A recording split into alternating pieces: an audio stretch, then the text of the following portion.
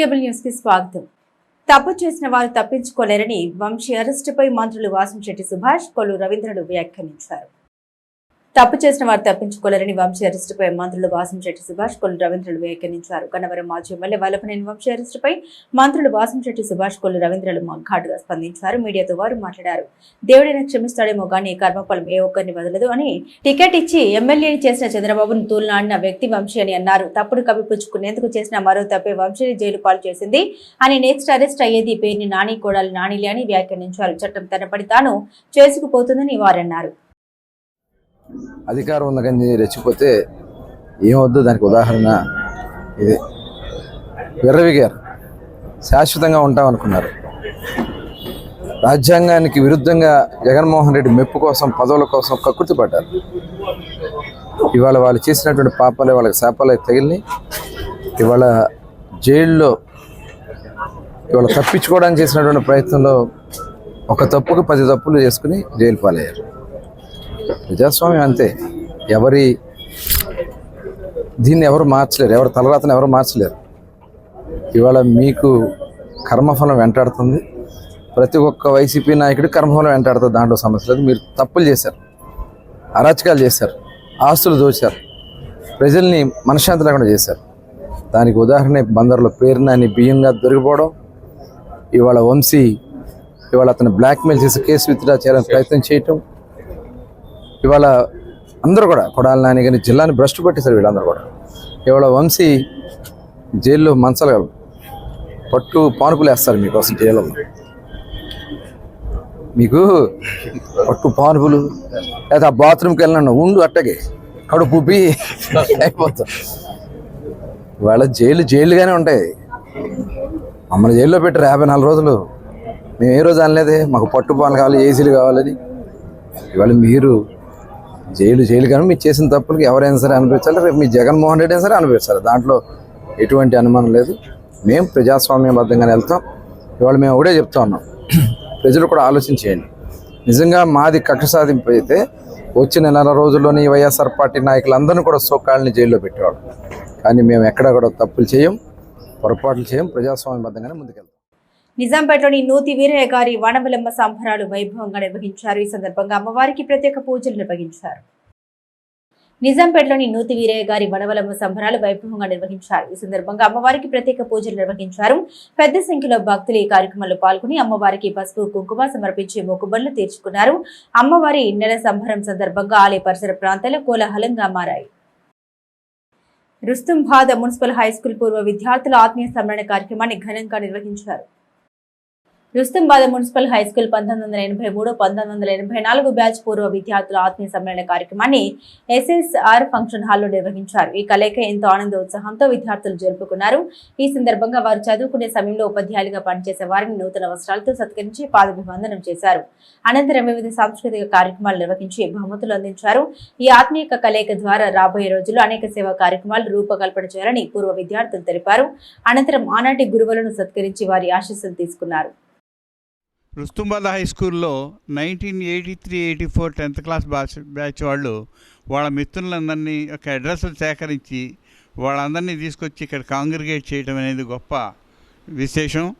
తర్వాత పాత మిత్రులందరినీ వాళ్ళు కలుసుకుంటుంటుంది. తర్వాత మేము కూడా మా దగ్గర చదువుకున్న పిల్లలు ప్రజెంట్ ఏ స్టేజ్లో ఉన్నారు ఏంటని తెలుసుకోవటానికి, తర్వాత వాళ్ళకి బ్లెస్సింగ్స్ ఇవ్వడానికి కూడా బాగా ఉపయోగపడుతుంది. ఇటువంటి మంచి కార్యక్రమాన్ని ఏర్పాటు చేస్తే ఎవరేమిటి హూయిసు మన వాళ్ళు ఎక్కడ ఉన్నారని తెలుసుకోవడానికి బాగా ఉపయోగపడుతుంది. ఇది చాలా ఉత్తేజకరమైన విషయం. ఇప్పుడు చాలా స్కూల్స్లో కూడా ఇదే రకంగా 83-84 బ్యాచ్ స్టూడెంట్స్ అందరికీ కూడా నా శుభాశీస్సులు. అందరూ ఒక చోట సమావేశమయ్యి వారి యొక్క ఆలోచనలు పంచుకోవటం అనేది అది మానసికంగా శారీరకంగా కూడా ఒత్తిడిని క్లియర్ చేసి ఎంతో మంచిని కలిగిస్తుంది. కాబట్టి ఈ బ్యాచ్ వాళ్ళందరికీ కూడా భగవంతుడు ఆయురారోగ్య అష్టైశ్వర్యాలు ప్రసాదించి వాళ్ళకి మంచి ఇంకా మంచి అందరూ బాగా సెటిల్ అయి ఉన్నారు. ఇంకా ఉన్నతమైన స్థితికి వారి పిల్లలు వెళ్ళి పూర్వపు విద్యార్థుల కలయిక ఆత్మీయ కలయిక ఈరోజు ఏర్పాటు చేయబడింది. ఇక్కడికి విచ్చేసిన నా సహ విద్యార్థులకి మా ఉపాధ్యాయులందరికీ కూడా నా నమస్కారాలు. ఇది ఇప్పుడు మేము 2024కి 40 సంవత్సరాలు పూర్తయింది. డిసెంబర్ నుంచి మేము ప్రయత్నిస్తే ఇప్పటికి మనకి ఫిబ్రవరి 16న ఈ రోజుకి మాకు కుదిరింది ఈ ప్రోగ్రాము. 40 ఏళ్ళు మా యొక్క ఈ దూరం మచిలీపట్నం నుంచి మాతో పాటు కొద్ది దూరంగా వెళ్ళి వేరు ఊళ్ళల్లో, వేరు రాష్ట్రాల్లో, వేరు దేశాల్లో కూడా స్థిరపడిన వాళ్ళు ఉన్నారు. తక్కువ సమయం ఉండటం వల్ల మేము కొద్దిగా 100 మందిలో మనకు 50 మందిని మేము గ్యాదర్. మండలి ఎన్నికల్లో చారిత్రాత్మక మెజారిటీ సాధిద్దామని ఎమ్మెల్సీ ఎన్నికల సన్నాహక సమావేశంలో మంత్రులు వాసంశెట్టి సుభాష్, కొల్లు రవీంద్ర పేర్కొన్నారు. శాసన మండలి ఎన్నికల్లో విజయం ఎప్పుడు తెలిపోయిందని, కానీ కృష్ణా జిల్లా చరిత్రలో నిలిచిపోయేలా మెజార్టీని సాధిద్దామని రాష్ట్ర గనులు, భూగర్భ వనరులు, ఎక్సైజ్ శాఖ మంత్రి కొల్లు రవీంద్ర అన్నారు. మచిలీపట్నం ఇన్ఛార్జ్ మంత్రి వాసంశెట్టి సుభాష్ ఆధ్వర్యంలో ఎమ్మెల్సీ ఎన్నికల సన్నాహక సమావేశం నిర్వహించారు. ప్రతి గ్రాడ్యుయేట్ ని కలిసి తన ఓటు కూటమి అభ్యర్థికి వేసేలా ఒప్పిద్దామన్నారు. గత 5 ఏళ్లు అణచివేత అవహేళనతో రాష్ట్ర ప్రతిష్టం జగన్మోహన్ రెడ్డి దిగజార్చారన్నారు. కూటమి ప్రభుత్వం అధికారంలోకి రాగానే పోలవరం ప్రాజెక్టుకు అమరావతికి కేంద్రం నిధులు ఇచ్చింది. 2 లక్షల కోట్ల పెట్టుబడులు ప్రధాని నరేంద్ర మోదీ వచ్చి శంకుస్థాపన చేశారు. రాష్ట్రంలో గత 5 ఏళ్లలో జరిగిన విధ్వంసాన్ని, గత 8 నెలల్లో జరిగిన అభివృద్ధిని యువతకు వివరితం. గెలుపు ఎప్పుడో ఫిక్స్ అయిపోయింది. ఇప్పుడు మనం దృష్టి మెజార్టీపైనే. ఎన్నికల్లో మనం ఇచ్చే మెజార్టీ వైసీపీ నాయకులు ప్రజల్లోకి రావాలంటేనే భయపడేలా ఉండాలని మంత్రి కొల్లు రవీంద్ర అన్నారు. ఈ సమావేశంలో ఆర్టీసీ చైర్మన్ కొనకళ్ళ నారాయణరావు, ఎమ్మెల్యేలు కాగిత కృష్ణప్రసాద్, యార్లగడ్డ వెంకట్రావు, వెనిగండ్ల రాము, కూటమి నాయకులు మండలి రాజా, కొనకల్ల బుల్లయ్య, బూరగడ్డ వేదవ్యాస్, శ్రీనివాస్ రెడ్డి, స్వచ్ఛంద కార్పొరేషన్ చైర్మన్ కొమ్మారెడ్డి పట్టాభిరాన్, స్వర్ణలత, గొర్రెపట్టి గోపిచంద్, బయోడిస్ చైర్మన్ విజయ్ కుమార్, బీజేపీ నేత శ్రీరామ్, కొండలరావు, గొట్టిపాటి రామకృష్ణ, వీరంకి గురుమూర్తి, శంకర్ బాబు పాల్గొన్నారు. కేంద్రం సపోర్ట్ కూడా ఉంది. ఇవాళ పోలవరం పనులు 5 సంవత్సరాలు కేవలం ఎత్తుపోతల పథకం కింద మారిస్తే తిరిగి మళ్ళీ ఈరోజు బడ్జెట్లో కూడా డబ్బులు కేటాయించినటువంటి ఘనత ఇవాళ మన ఈ కూటమి ప్రభుత్వానికి తగ్గుద్దనే విషయాన్ని ఒకసారి మీకు అందరికీ గుర్తు చేస్తా ఉన్నాను. మీ అందరికీ ఆ రోజు గుర్తున్నట్టు పట్టిసీమ నిర్మాణం చేస్తా ఉంటే అసెంబ్లీలో జగన్మోహన్ రెడ్డి ప్రభుత్వం వచ్చిన వెంటనే వాళ్ళు ఏం చెప్పారు? ఉల్లిపాయలను కాటా వేసుకోవాలని. ఇవాళ అదే పట్టిసీమ లేకపోతే మన జిల్లా పరిస్థితి ఏమయ్యేదో ఒకసారి ఆలోచించాలి మనం అందరూ కూడా. ఒక విజన్ ఉన్న నాయకుడు నారా చంద్రబాబు నాయుడు గారికి తోడుగా ఇవాళ పవన్ కళ్యాణ్ గారు రావడం, బీజేపీ సపోర్ట్ కూడా రావడం అనేది ఎంత శుభప్రదం అనేది ఒకసారి మనం చేసుకోవాల్సిన అవసరం. ఇవాళ రాష్ట్రానికి పెట్టుబడులు పెద్ద ఎత్తున మన రాష్ట్రానికి వస్తూ ఉన్నాయి. మొన్న మోడీ గారు వచ్చి కూడా విశాఖపట్నంలో దాదాపు 2 లక్షల కోట్ల రూపాయలతో మరి శంకుస్థాపన చేశారు. ఈరోజు మళ్ళీ బడ్జెట్లో కూడా మనకి పోలవరానికి, రాజధానికి, మిగతా అభివృద్ధి కార్యక్రమాలు కూడా మనకి ఇవాళ నిధులు కేటాయింపు జరిగింది. ఇవాళ ఇది కొనసాగాలంటే ఈ శాసన మండలి గెలుపు చాలా ఆవశ్యకతం.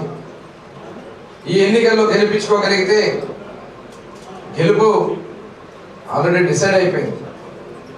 ఆ గెలుపు వైఎస్ఆర్ పార్టీ మళ్ళీ వచ్చి ప్రజల దగ్గర నిలబడాలంటే భయపడే ఉండే విధంగా ఈ గెలుపు ఉండడానికి మా అందరూ కూడా సహకరించాలని సందర్భంగా కోరుతాను. ప్రతి 30 మందికి ఒక పోల్ మేనేజర్ వేయటం, ఆడందరూ కూడా సుమారు ప్రతి కాన్స్టిట్యున్సీలోని కూడా 30% దాటే ఓటర్లు అందరూ బయట ఉండటం జరుగుతూ ఉంది.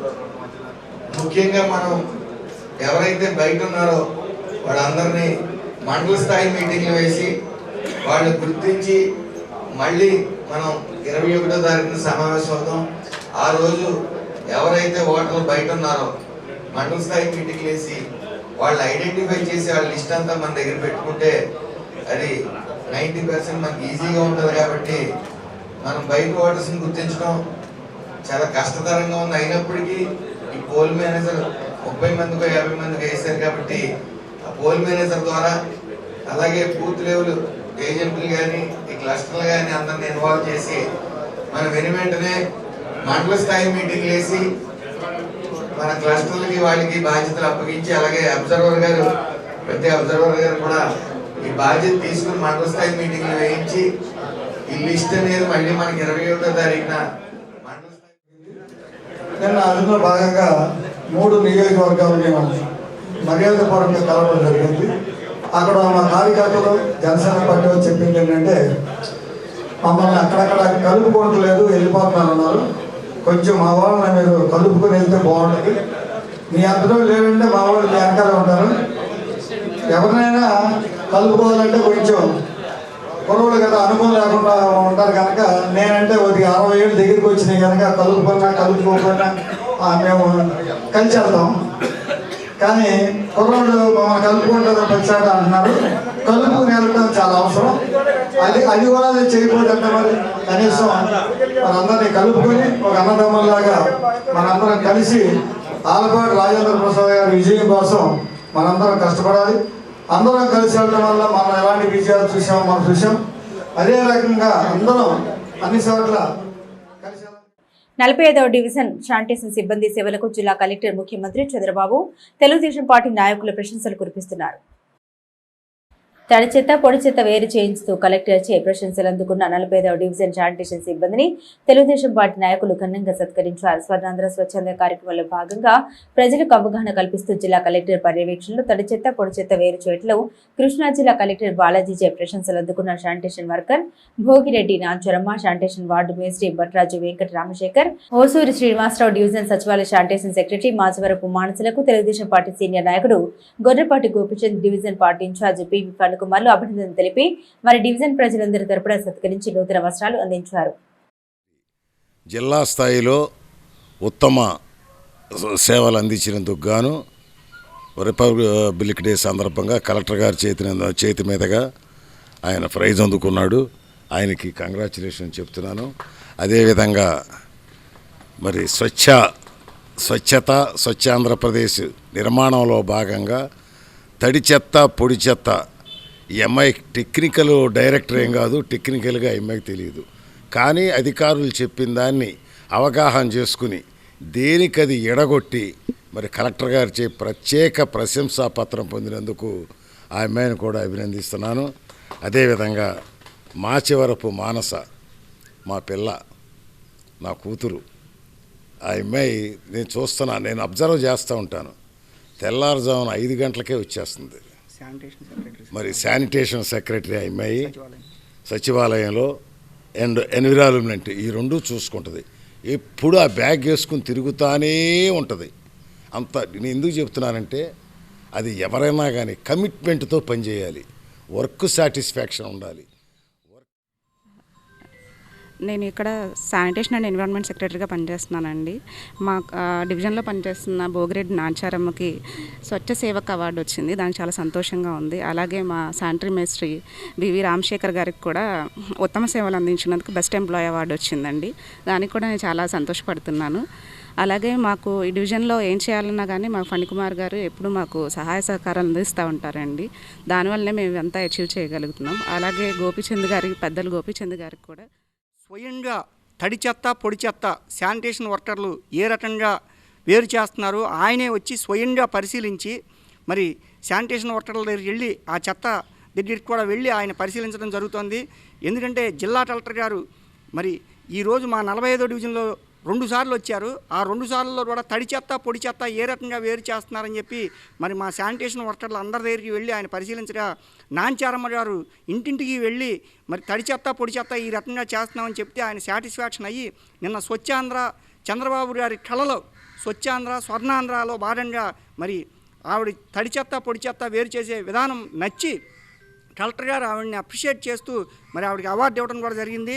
అలాగే మా వార్డు మేస్త్రి రామశేఖర్ గారు మరి రిపబ్లిక్ డే రోజున డివిజన్లో సేవలు శానిటేషన్ వర్క్లో సేవలు అందించిన వారిలో ప్రశంసా పత్రం కూడా రామశేఖర్ గారికి కూడా ఇవ్వడం జరిగింది.